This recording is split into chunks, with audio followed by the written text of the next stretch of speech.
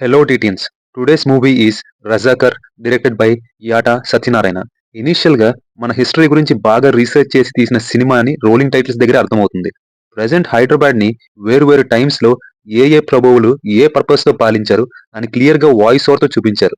So ఓవరాల్‌గా ఈ movie ఎలా ఉంది అంటే చాలా రియల్ ఇన్సిడెంట్స్‌ని బేస్ చేసుకొని చాలా రియలిస్టిక్‌గా, రాగా ఆన్ స్క్రీన్ పోర్ట్రే చేశారు. రా అంటే మామూలుగా కాదు.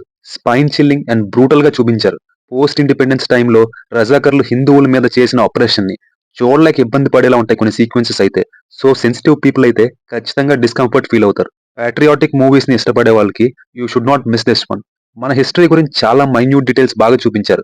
జనరల్ ఆడియన్స్‌కి వస్తే ఈ డీసెంట్ అటెంప్ట్‌ని ఒకసారి ట్రై చేయొచ్చు. ఎస్పెషల్లీ ఆ హార్డ్ హిట్టింగ్ ఫస్ట్ హాఫ్ కోసం. మూవీ కోర్ ప్లాట్ ఏంటంటే ఇండిపెండెన్స్ వచ్చిన తర్వాత పాకిస్తాన్ లాగా హైదరాబాద్‌ని కూడా ఇస్లాం మతం పేరుతో తుర్కిస్తాన్‌గా స్థాపించాలని అప్పుడు నైజాం చక్రవర్తి అండ్ ఈ ఐడియాలజీ నుండి పుట్టిన రజాకర్లు అనుకుంటారు. దీనికోసం వాళ్ళు చేసిన దారుణాలేంటి, ఎదురు తిరిగిన ప్రజల పరిస్థితి ఏంటి అనేది మీరు మూవీలో చూడొచ్చు. కొంచెం ఎలాబరేట్ రివ్యూలోకి వెళ్తే ఫస్ట్ హాఫ్‌లో ప్రొసీడింగ్స్ మనల్ని ఆ టైంలోకి తీసుకొని వెళ్ళిపోతాయి. ఆ రోజుల్లో ఒక రాజ్యం ఇండిపెండెంట్ అవ్వాలంటే ఏ రిక్వైర్మెంట్స్ ఉండాలి, ప్రభుత్వానికి నిజాం రాజ్‌కి మధ్య స్టాండ్ స్టిల్ అగ్రీమెంట్ ఏంటి, ఇలాంటి చాలా రియల్ హిస్టరీని ప్రాక్టికల్‌గా చూపించే ప్రయత్నం చేశారు. అండ్ మూవీ టీమ్ సక్సీడ్ కూడా అయ్యారు.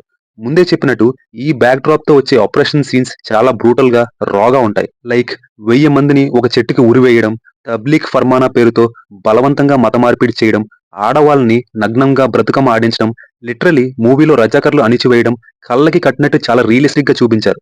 బట్ మధ్యలో తిరుగుబాటు సీన్స్ ఎస్పెషలీ ఫైట్ సీన్స్ మూవీలో ఓవరాల్ రియలిస్టిక్ అప్రోచ్ కి అవేగా కొంచెం ఓవర్ ద టాప్ అనిపిస్తాయి.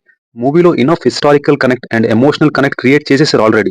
సో ఈ ఓవర్ ద టాప్ సీక్వెన్సెస్ అవసరం లేదనిపించింది. అవాయిడ్ చేసుంటే బాగుండేది. అండ్ ఆ యాక్షన్ కొరియోగ్రఫీ కూడా అంత సెట్ అవ్వలేదు. అన్రియల్ గా ఉంటుంది. ఎస్పెషలీ ఇంటర్వెల్ ముందు వచ్చే యాక్షన్ సీక్వెన్స్. క్యారెక్టర్స్ కి వస్తే ఇంద్రజ గారు యాస్ చాకలి ఐలమ్మ, అనసూయ భరద్వాజ్ గారు యాస్ పోచమ్మ రివోల్ట్ చేసే క్యామియోస్ లో బాగా చేశారు. ఇంటర్వెల్ ముందు ప్రేమ గారి క్యామియో ఉంటుంది. బట్ అది అంత ఇంపాక్ట్ ఇవ్వలేదు. నాకు పర్సనలీ ఇంద్రజ గారి క్యామియో బాగా నచ్చింది. బట్ ఈ మూవీలో పర్ఫార్మెన్సెస్ పరంగా మేజర్ హైలైట్ రజాకర్ హెడ్ రజ్వీగా చేసిన రాజ్ అరుణ్ గారు. రజాకర్ గా ఆయన పర్ఫార్మెన్స్ వీడిని మాత్రం మామూలుగా చంపకూడదు అనే ఫీలింగ్ కలిగిస్తుంది మనకి. బట్ ఒక్కటే మైనస్ ఏంటంటే ఆయన డబ్బింగ్ బాలేదు. అంత మీటీ అండ్ సిగ్నిఫికెంట్ రోల్ ఉన్నప్పుడు యో డబ్బింగ్ చూసుకోవాలే. ఇంకా బాబీ సింహ గారు సెకండ్ హాఫ్ లో వస్తారు. రజాకర్ల మీద మొదటిగా తిరుగుబాటు చేసి సక్సెస్ అయిన ఊరు నాయకుడు రాజిరెడ్డిగా ఆయన పర్ఫార్మెన్స్ బాగుంది. బట్ మూవీలో ఆ క్రూషియల్ సీన్ ని ఇంకా ప్రాపర్ గా డిజైన్ చేసి ఉంటే బాగుండేది అనిపించింది. అండ్ అలాగే ఆయన క్యారెక్టర్ కి కూడా ప్రాపర్ గా ఎండింగ్ ఇవ్వలేదు. ఇంకా rest of the second half కూడా అంతేం ఎంగేజ్ చేయలేదు. అవే తిరుగుబాటు సీన్స్ రిపీట్ అవుతూ ఉంటాయి.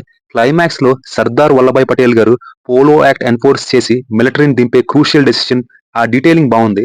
లాస్ట్ లో నిజాంలు పాకిస్తాన్ తో చేతులు కలిపితే చివరికి క్రైసిస్ వచ్చినప్పుడు చేతికి చెప్పే అని రియలైజ్ అయ్యే సీన్, యాక్చువల్లీ ఆ సీన్ చూపించిన విధానం సీరియస్ గా ఉంటేనే చాలా సెటైరికల్ గా అనిపిస్తుంది. ఇంకా ప్రొడక్షన్ వాల్యూస్ బాగానే ఉన్నాయి. విఎఫ్ఎక్స్ కొన్ని సీక్వెన్సెస్ లో బిలో పార్ అనిపించింది. బీజిఎం కీ సీక్వెన్సెస్ లో బాగుంది. సాంగ్ స్టోరీని ముందుకు తీసుకువెళ్ళేలా ఫ్లోలో ఉంటాయి. అండ్ మూవీలో రైటింగ్ ఎస్పెషల్లీ బాగుంది. నా ఫేవరెట్ డైలాగ్ వచ్చేసి మనం గెలవడానికి చేస్తే యుద్ధం, అదే బ్రతకడానికి చేస్తే పోరాటం. బాబీ సింహ గారు చెప్తారు ఈ డైలాగ్. ఫైనలీ ఒకసారి చూడడానికి ట్రై చేయండి. మన హిస్టరీలో డెప్త్ అండ్ అలాగే మన యాన్సిస్టర్స్ సాక్రిఫైసెస్ వెనుక పెయిన్ ఖచ్చితంగా ఆలోచింపజేస్తాయి. మనం సోషల్ మీడియాలో కొట్టుకోవడం అండ్ ఫ్యాన్ వార్సే బిగ్గెస్ట్ ప్రాబ్లమ్ గా ఫీల్ అయ్యే అంత ఫ్రీడమ్ ఎలా వచ్చిందని ఒకసారి రిఫ్లెక్ట్ చేసుకోవచ్చు. వెళ్లే ముందు ఇచ్చట ఓటీటీ రివ్యూస్ మాత్రమే ఇవ్వబడును. సో అఖిల భారత ఓటీటీ సభ్యులందరూ సబ్స్క్రైబ్ చేసుకోవాల్సిందిగా మనవి. సైనింగ్ ఆఫ్ యోర్ లేట్ బ్యాక్ ఓటీటీఎన్.